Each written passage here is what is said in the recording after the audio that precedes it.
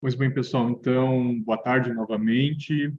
Então, novamente, eu aqui, o professor Klaus Machado Taisen, para apresentar mais um trabalho que nós aqui da Universidade Federal de Pelotas realizamos, tá? Na mesma linha do anterior, que é o efeito da forma da bacia deflectométrica e das espessuras de camada de pavimento em modelos de previsão de fadiga utilizando módulos oriundos de retroanálise. Então, esse é um trabalho fruto do trabalho de conclusão de curso do Bruno Madruga Farias, que eu estou aqui apresentando. E o contexto é basicamente o seguinte, pessoal. Então, todos nós sabemos que nós temos rodovias em condições não ideais, tá? Então, todas as decorrências em função da falta de manutenção, falta de recursos, tudo aquilo que já se sabe, né, causa patologias dos pavimentos, e uma das patologias mais decorrentes é o trincamento por fadiga, tá? Então, isso tem consequências ruins em termos de trafegabilidade, de custo e tudo mais. Então, nós temos que mitigar isso aí, tá? Então, nós temos recursos como, por exemplo, levantamentos deflectométricos, onde nós fazemos avaliações não destrutivas do pavimento, obtendo, então, a condição de cada uma das camadas por processo de retroanálise. E esse processo de retroanálise, nós podemos estimar os módulos, ter uma noção bem próxima desses módulos, através da forma da bacia, principalmente em função dos parâmetros propostos aí por Fonseca e outros, que foi o que eu mostrei na apresentação anterior, com base na área normalizada e no N, são dois parâmetros, além da deflexão máxima, no qual nós podemos descrever muito bem as bacias deflectométricas. Então, com esse desenho da bacia deflectométrica, que é um ensaio não destrutivo, facilmente obtido, em vez de você fazer um ensaio destrutivo e ir lá pegar as amostras, nós temos, então, o objetivo de, em função desses parâmetros, de Fonseca e outros, correlacioná-los com a vida de fadiga do pavimento, testando uma série de modelos aí disponíveis na literatura e vendo qual é a influência das espessuras desses parâmetros de forma de bacias.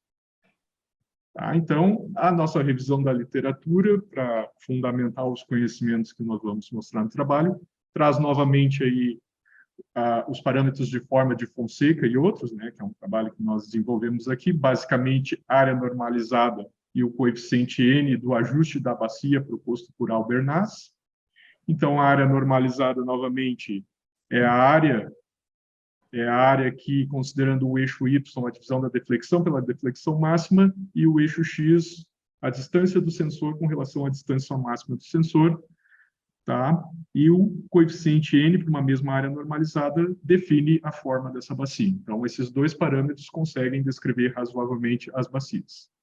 Tá? Sobre fadiga, tá? Fadiga é digamos, um fenômeno esperado em pavimentos asfálticos, né? Que é a degradação do material perdendo sua rigidez ao longo do tempo. Então, digamos, o desenvolvimento típico é um trincamento que surge geralmente da fibra inferior do revestimento e vai se propagando ao longo do revestimento, causando, então, a degradação progressiva desse material. E quando esse material, o revestimento asfáltico, chega num nível considerável de degradação, tá? Causando problemas de trafegabilidade, a gente chama esse número de passadas de NF, que é a vida de fadiga dessa mistura. E essa vida de fadiga, existem vários modelos na literatura no qual nós podemos estimar. Tá? Então, aqui nós mostramos para vocês alguns modelos, tá? Basicamente 5 modelos, alguns que levam em consideração o módulo de resiliência inicial do revestimento, outros não, uns adaptados para misturas comuns, outros para asfaltos borracha, ou seja, existe uma série de modelos aí adaptados para cada situação.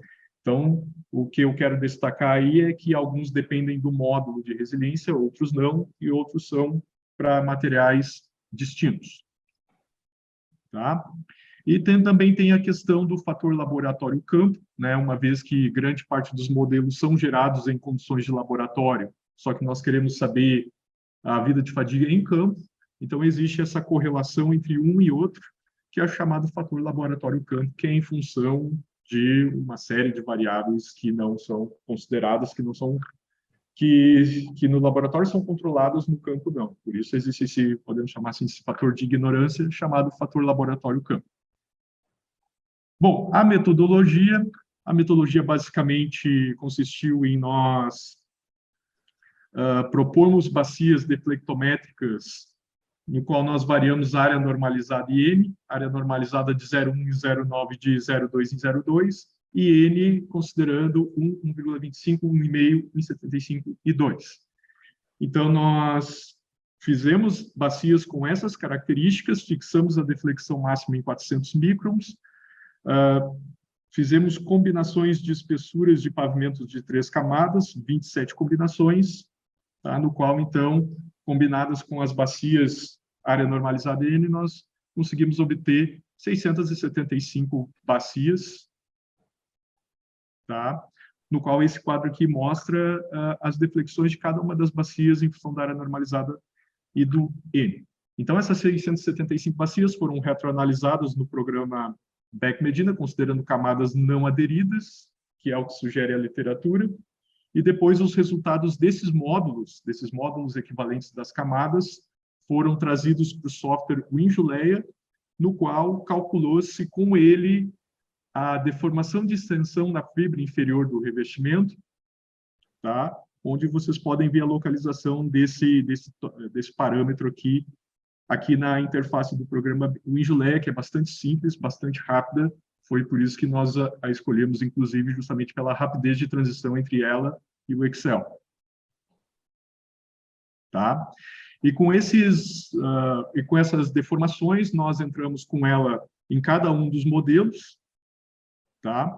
E daí, para cada uma das combinações de espessuras, área normalizada e N, nós obtivemos uma vida de fadiga para cada um dos modelos, tá?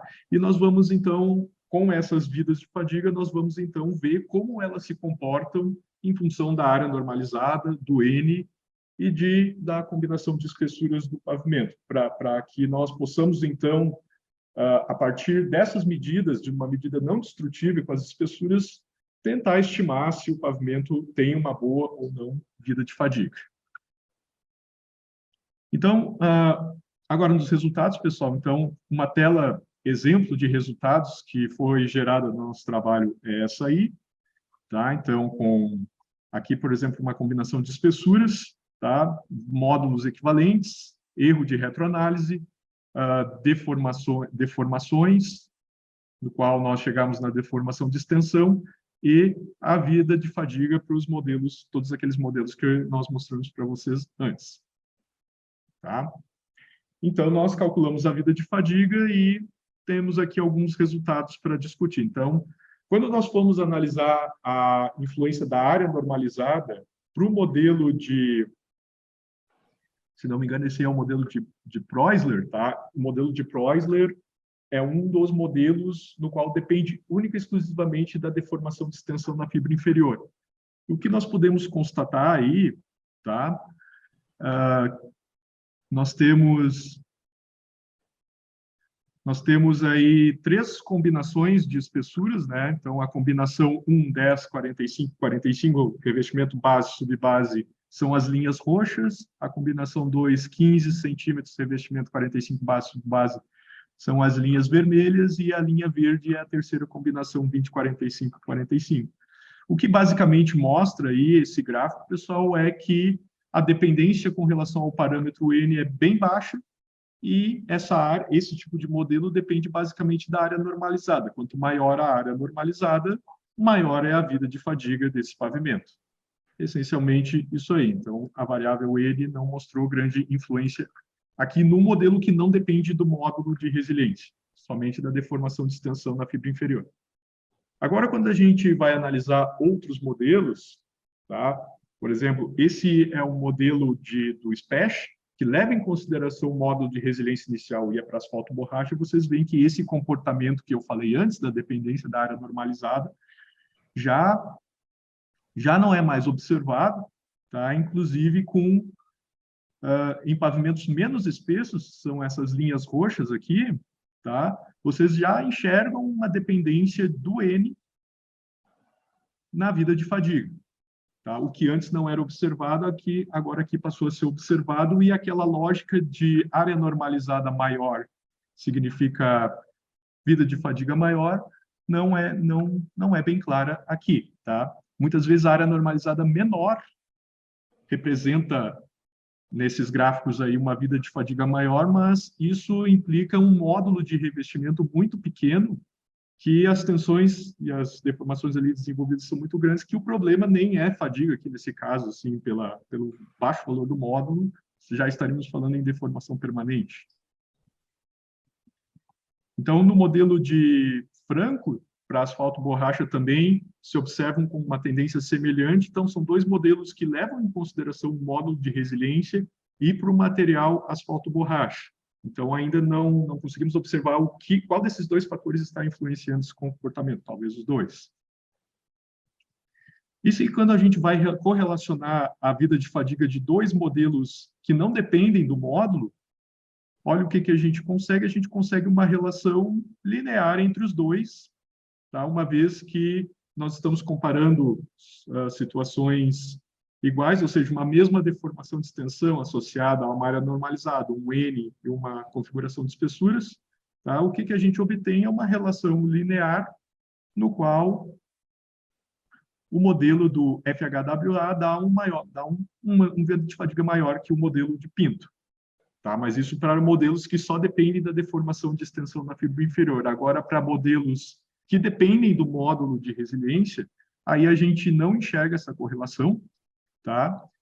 Sendo que dá para dividir aqui em duas regiões, para N igual a 1 vezes 10 na 6, o modelo de SPECH dá maiores valores de vida de fadiga, e a partir de 1 vezes 10 na 6, o modelo do FHWA dá maiores vidas de fadiga. Tá? Então, existe, pelo menos para esses dois modelos, existe essa separação bem clara aqui. Então, com isso, pessoal, as nossas conclusões, tá? Existe, então, uma diferença bem nítida de modelos que consideram o módulo de resiliência inicial ou não, né? Então, isso é uma consequência do resultado da retroanálise, tá? Então, para modelos que não consideram, então, se considera a área normalizada foi um fator preponderante, o N de Albernaz pouco influenciou, então, quanto mais área normalizada, mais vida de fadiga para esses modelos que não consideram módulo de resiliência, e modelos que consideram módulo de resiliência, tá? Foi uma relação bem diferente dos modelos sem o módulo de resiliência, com área normalizada 0,1, às vezes gerando maior vida de fadiga, mas isso é uma questão do que o módulo do revestimento, nesse caso, é pequeno, e talvez o problema não seja fadiga, mas sim deformação permanente. Bom, então, comparando os modelos que não têm dependência do módulo têm uma relação bem linear, bem nítida, e os outros modelos que consideram o módulo, essa relação não é vista, no qual vocês podem enxergar modelos que de um dado N tem vida de fadiga maior e de um dado N vida de fadiga menor. Tá? Pelo menos os dois modelos que foram testados aí nessa simulação. Tá, pessoal? Então, basicamente era esse o meu trabalho. As referências são as mesmas que estão no artigo. Tá? Eu, então, agradeço a atenção e fico à disposição aí para qualquer pergunta e contato futuro. Muito obrigado.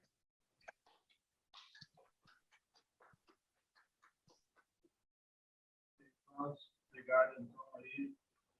Eu recebi a mensagem, o pessoal está esperando o encerramento, então tem que finalizar aqui. Tá? Parabéns aí a todos pelo trabalho. Obrigado pela participação aí no evento. E aí a gente vai seguir lá para o encerramento do congresso.